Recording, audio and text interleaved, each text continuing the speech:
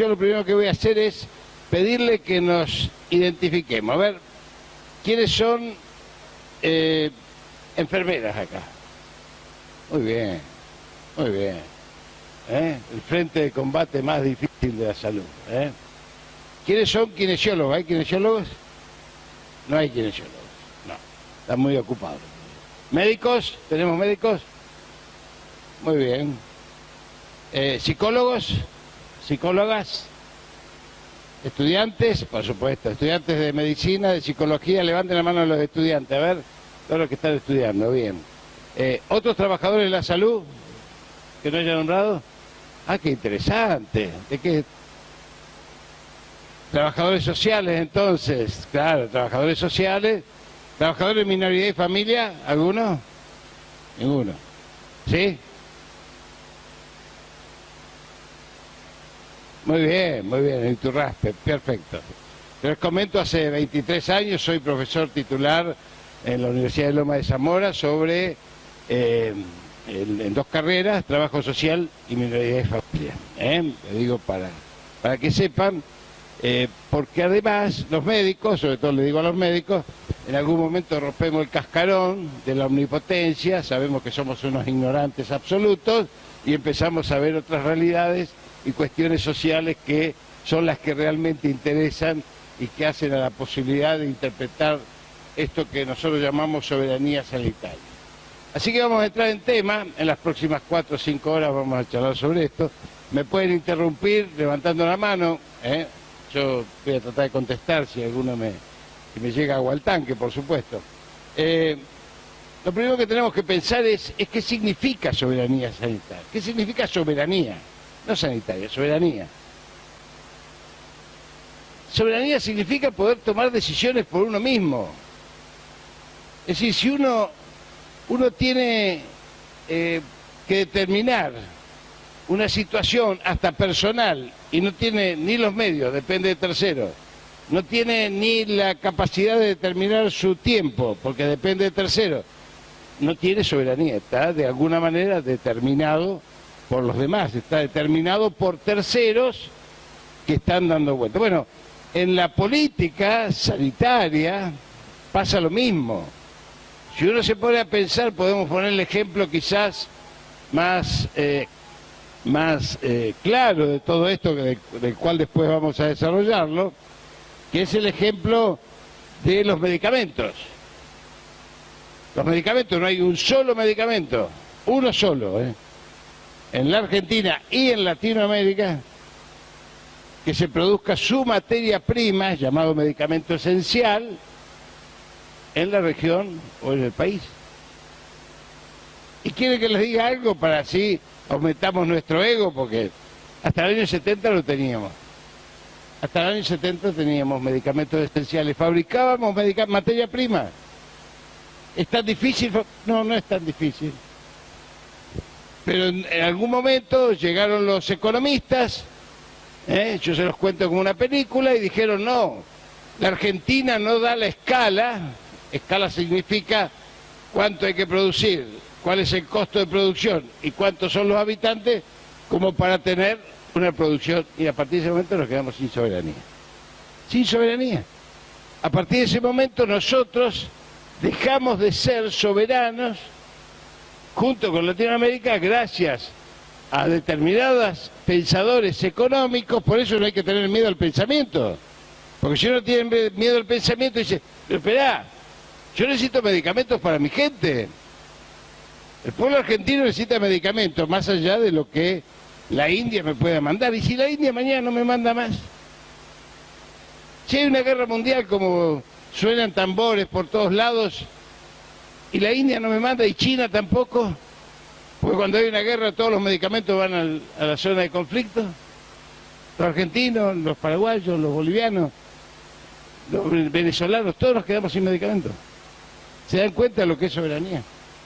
O sea que el apropiamiento de los recursos científicos tecnológicos que hacen a la capacidad o no de poder tomar decisiones es soberanía. Y esto es en la política sanitaria, en la política exterior, tomen lo que tomen. en la política económica, donde quieran que la tomen, en la vida personal. ¿Qué grado de soberanía tenemos? ¿Tenemos algún grado de soberanía? Por supuesto, en un mundo interrelacionado, van a decir algunos, en un mundo interrelacionado, la globalización impone que estemos, por supuesto que tenemos que estar relacionados con todos. Pero una cuestión es estar relacionados con todos y otra cosa es estar dependiendo de algunos. Son dos cosas diferentes. Son dos cosas diferentes. Sobre todo cuando uno tiene la tecnología, porque yo puedo decir, miren, yo tengo la tecnología para fabricar el medicamento, tengo la capacidad de fabricarlo y no lo hago porque por ahora me conviene comprarlo afuera. Y si el día de mañana no lo compro afuera, tengo la capacidad de poner en marcha rápidamente la producción para resolverlo. ¿Se dan cuenta? Eso se ve. O sea que en los términos sanitarios hay varias cuestiones que nos atraviesan. Perdón, el camarógrafo, lo voy a volver loco porque yo camino, así que... o va a tener que comprarse patines o algo por el estilo. Entonces, hay varias cuestiones que nos atraviesan en términos sanitarios. En términos sanitarios, ustedes fíjense, si uno sale a la calle, yo salgo ahora a la calle y le pregunto a cualquier persona, cualquier trabajador, cualquier taxista, cualquier empleado de comercio, le digo, ¿qué es la salud para usted? Me va a decir, tener una buena clínica, un buen lugar de atención. ¿No van a decir eso? La mayoría dice eso. Entonces algo ha cambiado, porque esto no tiene nada que ver con la salud. Tener un lugar de atención es en todo caso prever la atención de la enfermedad, pero no la salud. Entonces acá se enfrenta otro tema que tiene que ver con la soberanía sanitaria. Les pido que lo piensen, les pido que lo analicemos, les pido que me pregunten, que es el tema de qué es una política de salud. Si es una política de hacer hospital donde viene un gobernante y dice, estamos inaugurando un centro de salud. Yo digo, minga, estamos inaugurando un centro de atención de la enfermedad. Ya llegó la enfermedad.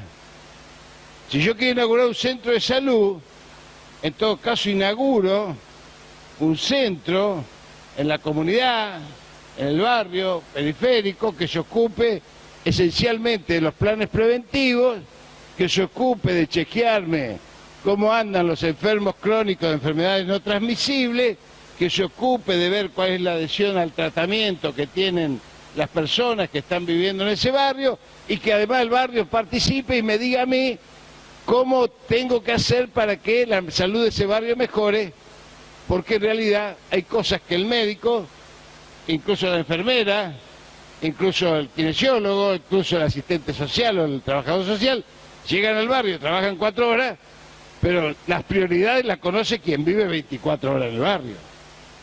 Ese te conoce las prioridades. Entonces, hagamos una reflexión sobre esto. ¿Por qué el barrio no se empodera en esto de poder gestionar los centros de salud?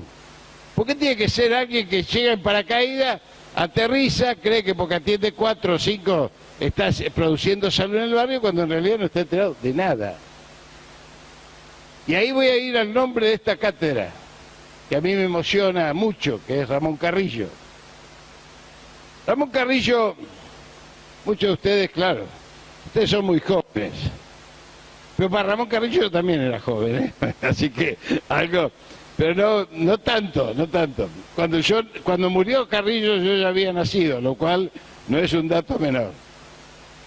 Ramón Carrillo murió pobre, en Belém do Pará, atendiendo chicos muy desprotegidos en la favela de Belém do Pará en Brasil, perseguido, expropiado en todos sus bienes, un departamento y un coche que tenía.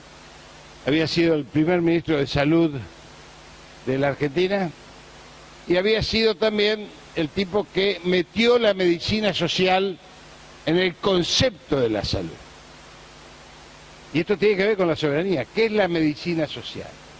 Yo he visto a muchos de ustedes hacer así con la cabeza cuando hablábamos del barrio. Fíjense, Ramón Carrillo en aquellos años 46, 47, inaugura 3 conceptos que lo voy a decir despacito, derrota el concepto médico hegemónico, lo hace bolsa a los médicos. Ninguno de los tres tiene nada que ver con los médicos, y los tres tienen que ver con la salud. Fíjense, primer concepto, el mejor plan de salud para una población es agua corriente y cloacas. Fíjense ustedes, no estamos los médicos, no estamos, están los arquitectos, los ingenieros, está cualquiera menos nosotros, ¿sí? Es más, ¿cuál fue la medida a lo largo de la historia que más vidas salvó? No estoy hablando de Carrillo, a lo largo de la historia de la humanidad, ¿cuál fue la medida higiénica? Lavarse las manos. Tampoco estamos los médicos. Jóvenes, seamos un poco más humildes los médicos, les digo a los médicos que están acá. Primero, entonces, agua corriente y cloaca. Segunda, y ahí nos mata del todo, dice, los virus y las bacterias son pobres causas de enfermedades al lado de la miseria, la pobreza y la exclusión social. Esto lo dice Carrillo en el año 46, 47. Tampoco estamos los médicos. Porque en realidad, si no tuviésemos la miseria, la pobreza y la exclusión social, los virus y las bacterias no tendrían forma de penetración en los organismos vivientes que somos los humanos. Y tampoco tendrían mecanismos de penetración en los animales que comemos ni en las verduras que consumimos. Segundo. Tercer concepto de soberanía sanitaria en salud de Carrillo. Si la investigación científico-tecnológica en salud no está al servicio del pueblo, no sirve para nada. Entonces uno piensa automáticamente hoy, como ustedes sabrán, hay tratamientos de $200.000 por mes de algunos medicamentos para enfermedades de nicho. Entonces, ¿y eso para quiénes son? ¿Para quiénes son? No son para el pueblo. Porque si algo tiene la salud, y después vamos a terminar, cuando terminemos la charla con el CUS, la Cobertura Universal de Salud, tiene que tener accesibilidad, universalidad, gratuidad y equidad. Supongamos que nosotros hoy nos paramos acá y decimos, bueno, pero esto que hizo Carrillo, ¿qué fue? Esto fue la medicina social de Carrillo. Eso en el 46, la medicina social, un Carrillo que, insisto, estaba para Premio Nobel de Medicina. Había estudiado en Hamburgo, había sido 10 en promedio en la Facultad de Medicina. Era el neurocientista más importante de América Latina. Inventó aparatología que se usó hasta el año 70, que era la aparatología del electroencefalograma con estímulos oculares, auditivos y dolorosos, para ver qué zona del cerebro reaccionaba. Fíjense ustedes, no había tomografía, no había nada. Sí, nosotros no sabíamos que teníamos cerebro, nos enteramos porque tenemos resonancia y tomografía hoy, si no, había que hacer una trepanación de... Los cirujanos sí sabíamos porque habíamos abierto cráneo, sabemos que hay un cerebro ahí adentro, pero nadie se enteraba que había un cerebro. Te sacaba una placa, está vacía, digamos, ¿sí? Bueno, inventó esto. El tipo venía para estudioso, venía como científico, y de pronto se encuentra con esta realidad y se da cuenta que todo lo que tiene que hacer es volcar su experiencia en el campo de la masividad de la respuesta sanitaria. ¿Cómo lo hace? Por eso me refiero a eso. ¿Cómo lo hace? Lo hace con un programa nacional de salud. Y esto se los quiero remarcar porque cuando analicemos la actualidad, cuando digo actualidad de los últimos 40 años, y más precisamente de los últimos 23 años, y después le voy a decir por qué 23 años, cuando analicemos la actualidad, vamos a ver que este concepto que integra en un país federal absolutamente los indicadores sociales y sanitarios de la población se fueron desperdigando. Se fueron, como decimos en algún aspecto en la política, fragmentando. fragmentando. Ustedes tienen la suerte de haber nacido, estar en zonas urbanas, en la ciudad de Santa Fe. La expectativa de vida de un chico que nace hoy en la ciudad de Santa Fe tiene 5 años más que la de un chico nacido en Pirané, Formosa, en Libertador General San Martín de Salta o allá en la zona de Andacollo, Las Ovejas, en Neuquén. Y esto es injusto. Esto es injusto. ¿Qué inventa? ¿Qué hace? ¿Qué planifica un Ramón Carrillo? Que no es Ramón Carrillo, es la expresión de una soberanía. Planifica un proceso de centralización ejecutiva, es decir, planificar los próximos 5 años, 10 años, 15 años, que es lo que hay que hacer. Y la descentralización operativa, darle herramientas a los verdaderos actores de la salud para que desarrollen su política. ¿Por qué? Porque si yo le digo, miren, a los colegas médicos, le digo a las enfermeras, le digo a los trabajadores sociales, miren, vamos a protocolizar 32 indicadores de vida que vamos a procesar juntos a nivel nacional para tener un mapa de lo que nos está pasando como pueblo, como país, como ciudadanía, es una cosa. Ahora sí, si los trabajadores sociales hacen un programa que va por un lado, el Ministerio de Salud cada día maneja menos porque está provincializado y municipalizado. Si las obras sociales por otro lado tienen sus propios protocolos, entonces esa es la fragmentación.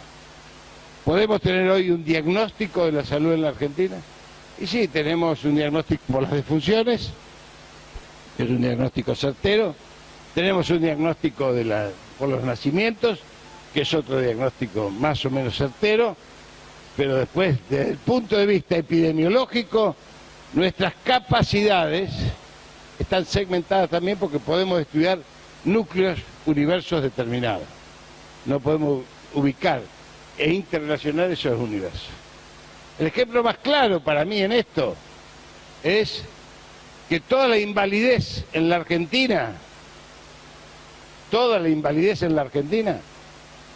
hoy se determina en un solo lugar. Es decir, las jubilaciones por invalidez, no así las discapacidades, pero las jubilaciones por invalidez se determinan en un solo lugar, que es la Superintendencia de Riesgo de Trabajo.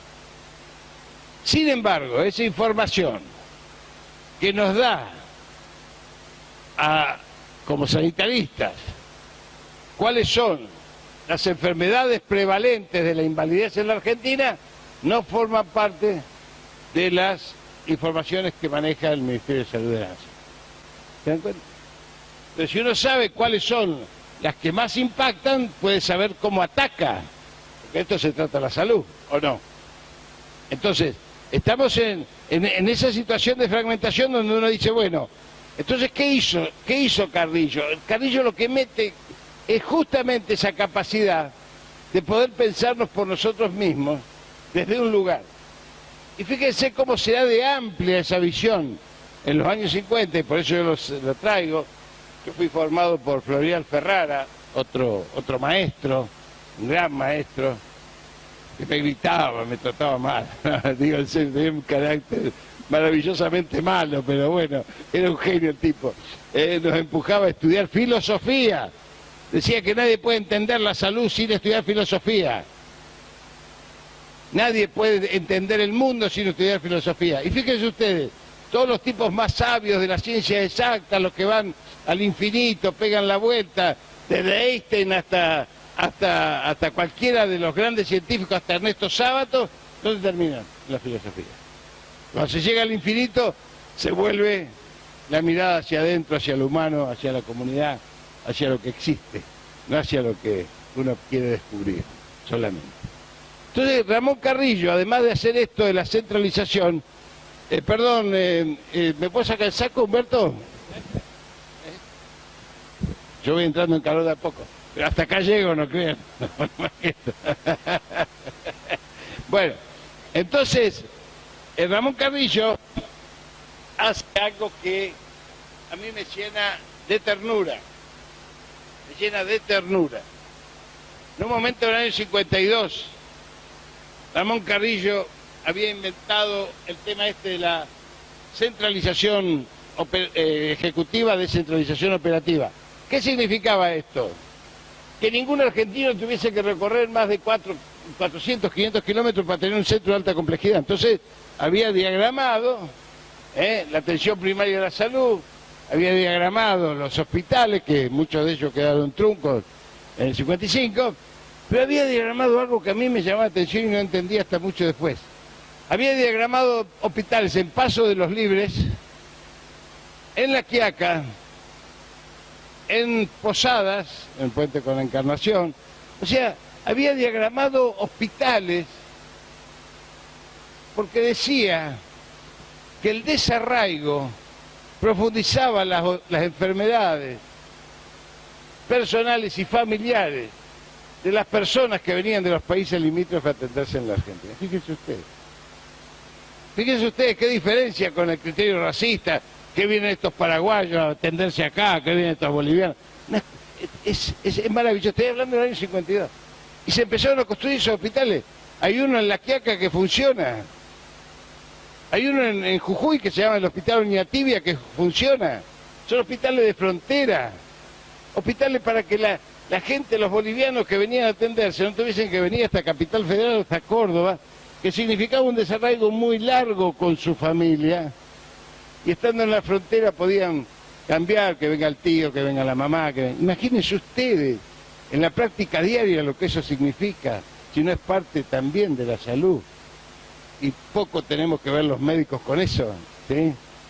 Entonces, esto también es soberanía, porque si uno puede planificar esto, puede planificar también lo otro, es él quien inicia la empresa de medicamentos estatales, porque se da cuenta.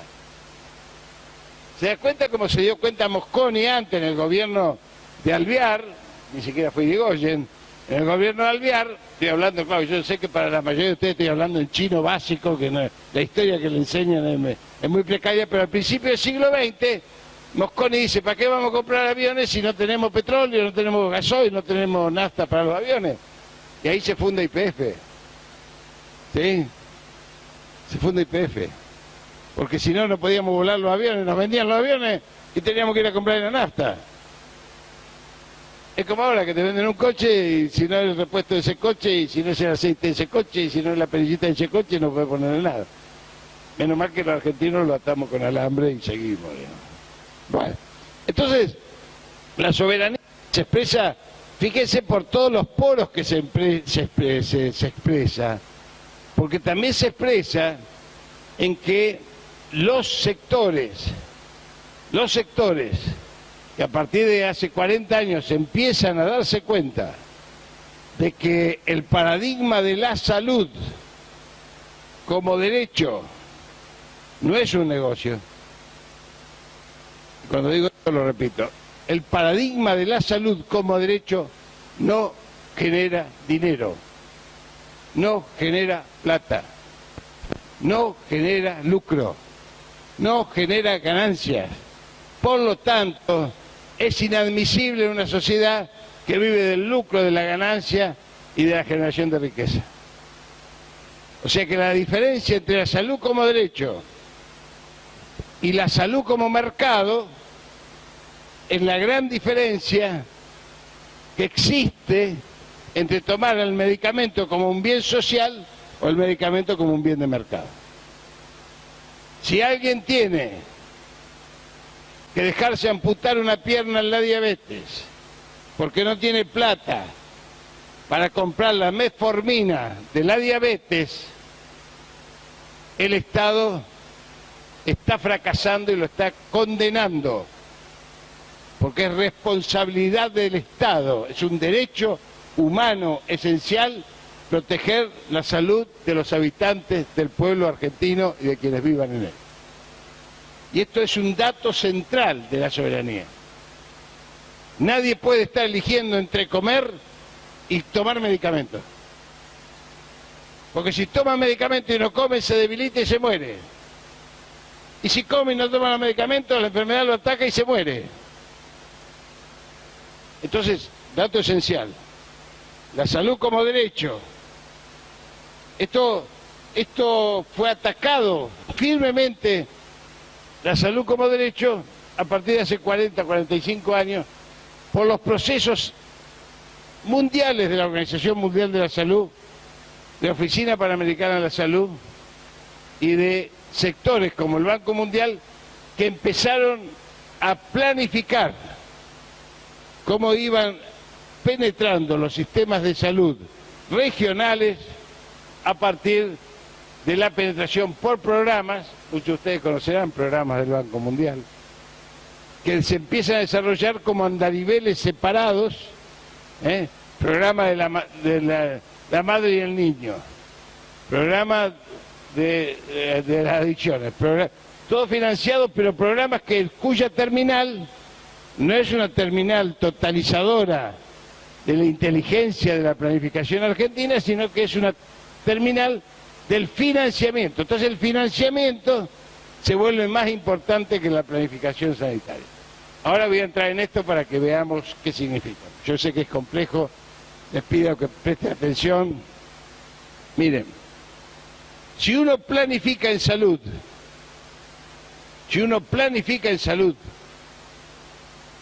detecta cuáles son los ejes sobre los cuales tiene que poner la fortaleza del apuntalamiento de la salud. Si mi paradigma es el paradigma de la salud, si mi paradigma es el paradigma del apuntalamiento de la salud, yo tengo que saber dónde tengo que poner los ejes. 19 vacunas, alimentación plena, escolarización de los chicos, protección de higiene y seguridad en el trabajo, ¿sí? cobertura de los mayores, cobertura provisional. Todo esto tengo que ponerlo en un mapa que me diga: yo para proteger la salud tengo que hacer esto y esto. Ahora, si viene otro y me dice: mirá, en lo que vamos a hacer, yo te puedo financiar la madre y el niño, y vos aceptás, después viene el dengue, como viene por ahí en algunas épocas del año, vos ponés recursos en el dengue, no sabés si ponés mucho, ponés poco, cómo estás parado. ¿Por qué? Porque no tenés capacidad de planificación previa. Entonces el dinero que vos tenés para salud se te va en la urgencia en vez de destinarlo a un eje que fije las prioridades. Lo repito, si la urgencia o los programas de financiamiento manejan mi estructura de salud, yo no tengo soberanía. Cuando digo yo, estoy hablando del pueblo argentino, no estoy hablando de mí, porque a mí me dan un campo para manejarlo y lo choco, así que no sea un problema. Pero esto quiero que quede muy claro, porque todos los programas que han venido del Banco Mundial tuvieron como objeto cambiar el paradigma.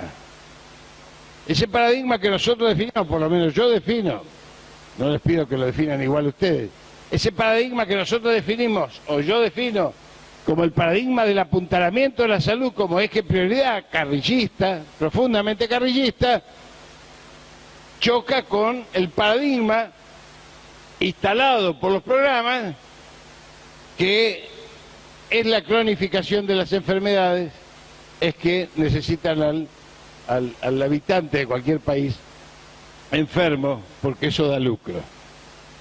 Parece inhumano, parece brutal, pero esto sucede así, y ahora les voy a decir y les voy a dar algunos ejemplos de eso.